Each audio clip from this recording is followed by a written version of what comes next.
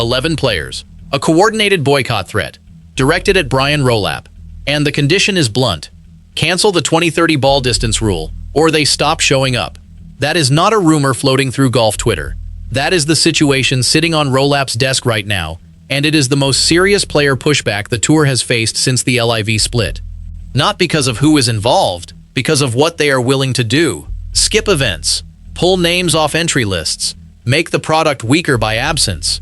Rolapp knows this. He has seen the player survey results. He has heard the feedback at Memorial for 3 straight years. He knows that if these 11 follow through, the tour loses more than one tournament's field strength. It loses the message that the players still trust the direction of this organization. Now here is what makes this different from every other distance complaint you have heard before. This is not one guy at a microphone saying he hates the rollback. This is a group with a specific number, a specific demand, and a specific target. They are not asking the USGA to change its mind. They are telling Rolapp to protect them from it. That distinction changes everything about how this resolves.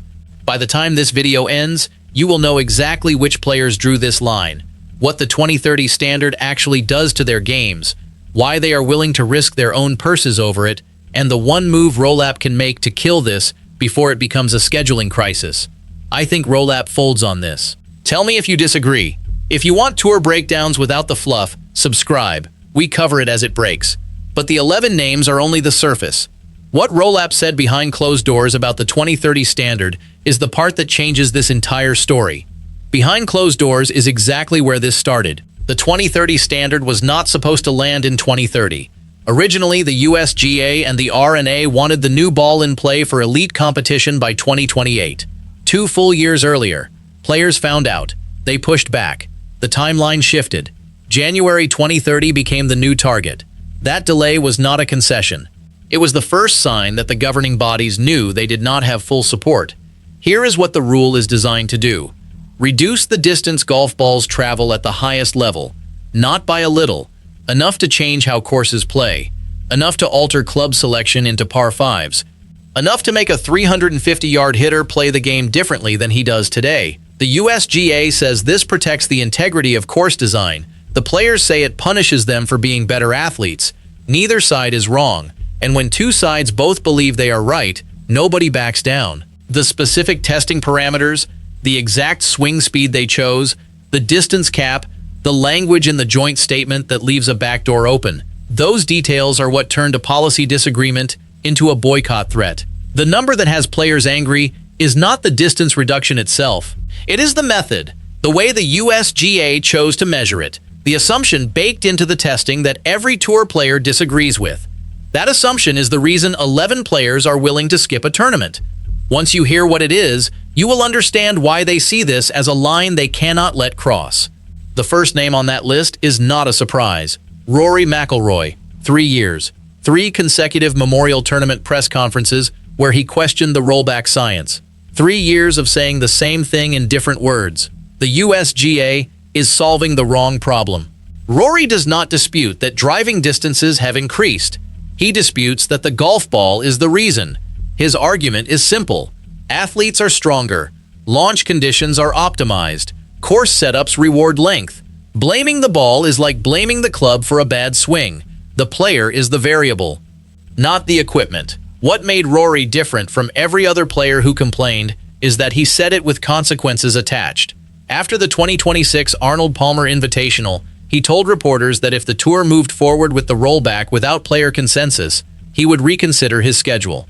Not in a whisper, on the record, with cameras rolling. That is not a complaint. That is a warning shot aimed directly at Rolapp's office. And here is what made it land differently from anything before. Rory did not say he was angry. He did not raise his voice. He did not threaten. He simply stated a fact.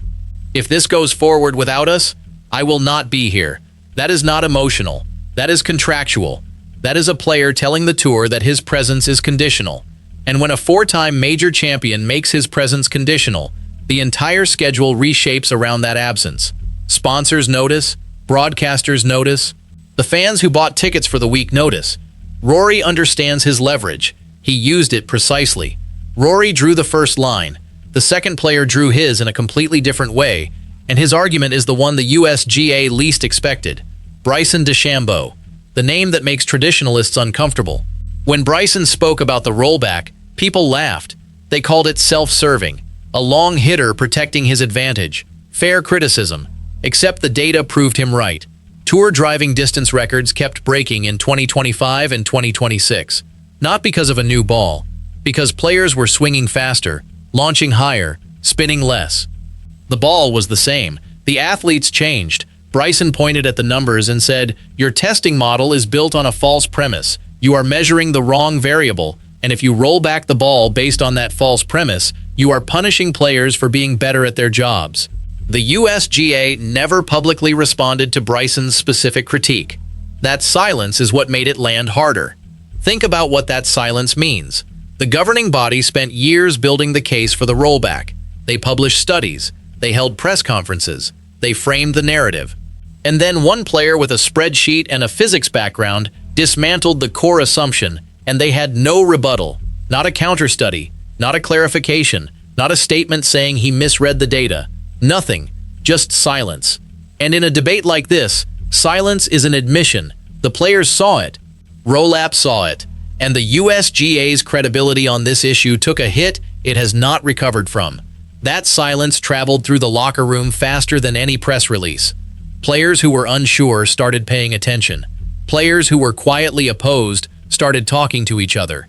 The group chat got louder, and the 11 names on that letter started forming because one man said the quiet part out loud, and nobody in a position of power could argue back. 2 names down, 9 to go.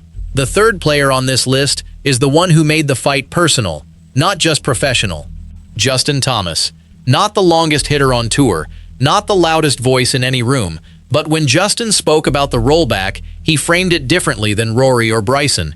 He talked about trust. He said the players gave input through advisory councils. They sat in meetings. They answered survey questions.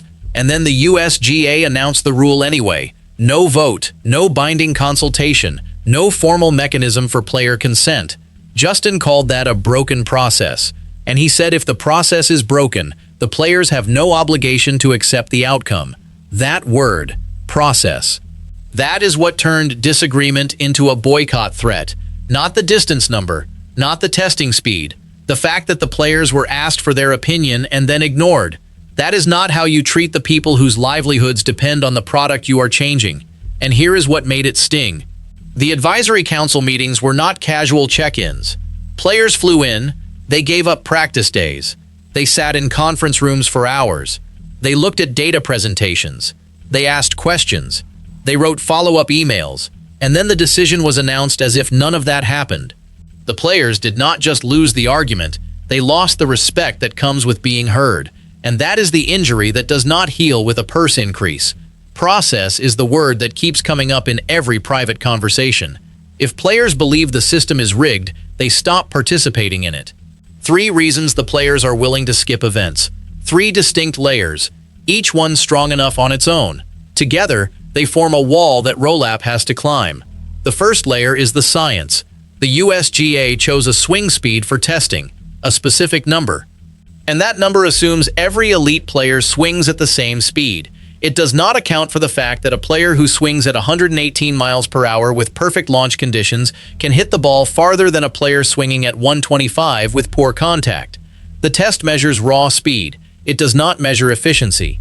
Players who optimize launch angle, spin rate, and smash factor are punished by a test that only cares about how fast the club head moves. That is not a fair test, and the players know it. The second layer is money. The tour sells distance. Broadcasters sell distance. Sponsors sell distance. When a fan watches on Sunday and sees a player carry a bunker by 40 yards, that is the moment they talk about at work on Monday. That is the clip that goes viral. Reduce distance by 15 yards and you reduce the spectacle. Reduce the spectacle and you reduce the revenue. Reduce the revenue and you reduce the purse.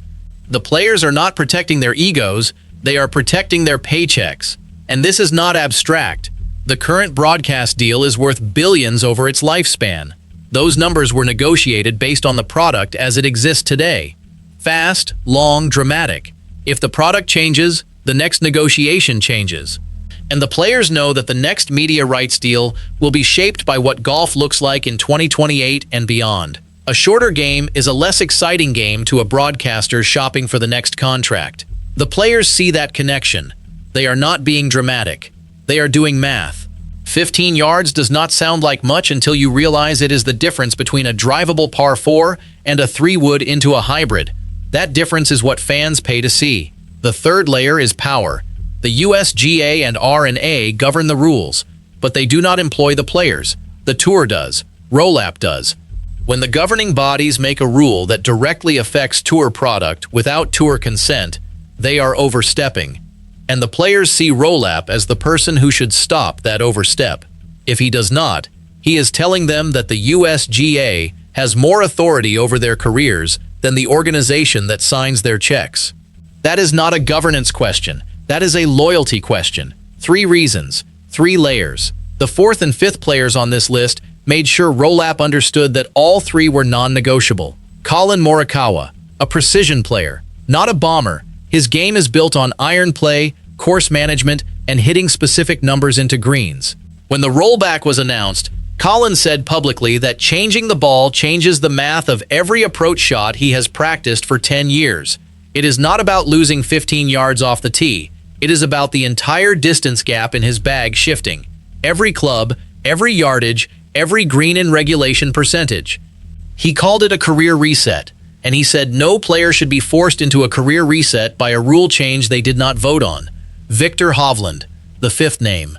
Viktor's frustration was quieter but just as firm. He told Norwegian media that the players were never given a real choice. They were informed, not consulted. And he said that distinction matters. Being told what is happening to your career is not the same as being asked. Viktor is not a rebel. He is not loud. He does not pick fights. But he signed the letter. He stood with the group. And that says more about the depth of this frustration than any press conference ever could. Because when a player like Viktor, who avoids controversy, who focuses on his game, who rarely speaks about politics, puts his name on a document that threatens the Tour's schedule, that is not performance. That is conviction. And conviction is harder for Rolapp to manage than anger. Anger burns out. Conviction does not. 5 names confirmed, 6 remaining. And those 6 are the ones who make this a real threat rather than a vocal complaint. Because they are not stars who can absorb a missed paycheck. They are mid-tier players whose entire season depends on playing every event. Skipping a tournament cost them FedEx Cup points. It cost them world ranking. It cost them eligibility for signature events the following season. For a player ranked between 50 and 150 in the world, missing one event can drop them out of the top 200. That means losing their card. That means going back to qualifying school. That means their career hangs on a single decision to stand with this group. They are risking their livelihoods by signing that letter, and that is why Rolapp cannot ignore them. Stars can skip a week and come back. These players cannot. Their sacrifice is real. And Rolapp knows that if he lets them walk, the Tour loses the depth that makes it the Tour. The guy ranked 112 is not famous. He does not sell tickets, but he fills the field. He makes the cut line meaningful. He is the reason a Thursday round matters. Without him, the tournament is just a showcase. And showcases do not hold broadcast deals. 3 paths sit in front of him. One ends this conflict today. One makes it worse. One kicks the can down the road. Rolapp has already hinted at which one he is leaning toward. The first path is full adoption. Rolapp sides with the USGA. The Tour implements the 2030 standard for all elite events. Players comply publicly. Resentment builds privately. Scheduling conflicts increase. Top names start skipping non-major events. The product weakens. Broadcasters notice. Revenue dips. Nobody wins. The second path is delay. Push implementation beyond 2030. Water down the testing parameters. Create exemptions. Buy time. This avoids confrontation but solves nothing. Players will see it as stalling. The USGA will see it as defiance. The next deadline arrives with the same fight waiting. The third path is the one Rolapp hinted at in his June 2026 press conference. 4 words. Everything is on the table. Behind those 4 words is a model local rule. Bifurcation. The Tour uses its own ball standard. Different from what recreational golfers use. Different from what the USGA mandates for everyone else. The players get their exemption. The USGA keeps their rule for the rest of the world. Rolapp avoids a public war. The boycott threat dissolves because the demand is met quietly.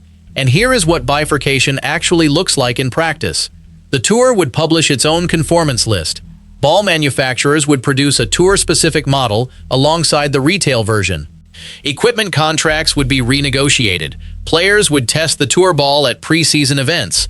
The USGA would maintain their standard for every other professional tour, every amateur event, every recreational round on the planet.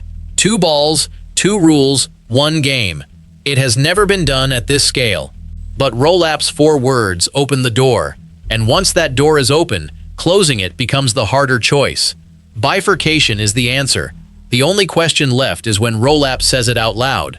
Donald Trump weighed in, called the rollback ridiculous, called the delay a big victory for Rolapp and the tour. When the President of the United States is commenting on golf ball policy, this is no longer an internal tour matter. It is a public spectacle.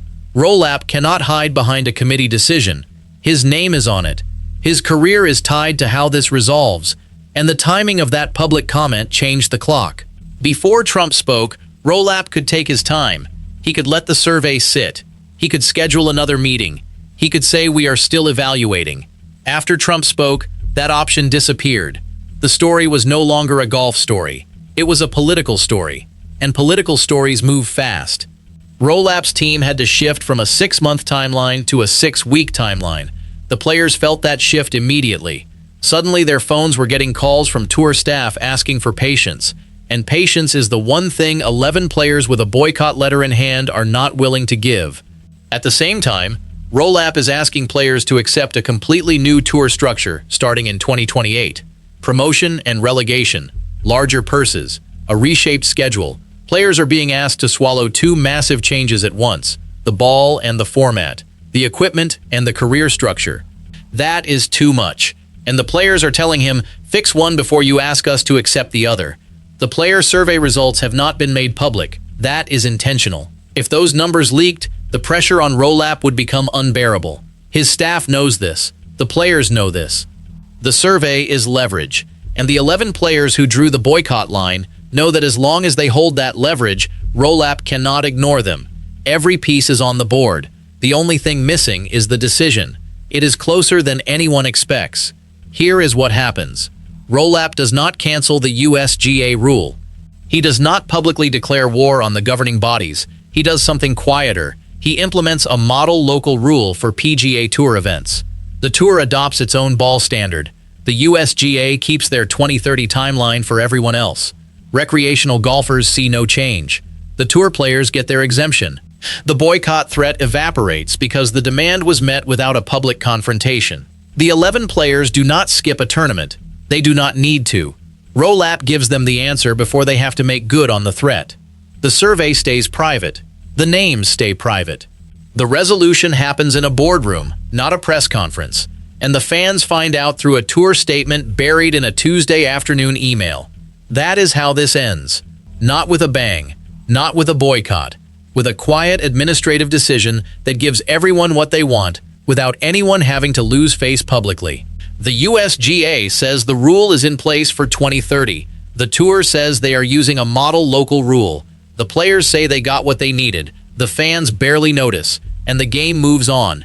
The exact testing number is 125 miles per hour. The distance cap is 317 yards. The delay moved the timeline from 2028 to January 2030. The practical impact is roughly 15 yards off the driver for elite players. The joint statement used the word immediately, not permanently. And Rolapp's 4 words, everything is on the table, were the signal that bifurcation was always the plan. He just needed the players to apply enough pressure to justify it publicly. The rollback is not dead, it is paused. And the next time distance numbers spike, the conversation starts over. Because this was never really about a golf ball. It was about who gets to decide what this game looks like. So here is the question that matters beyond this week, beyond this season, beyond Rolapp's tenure.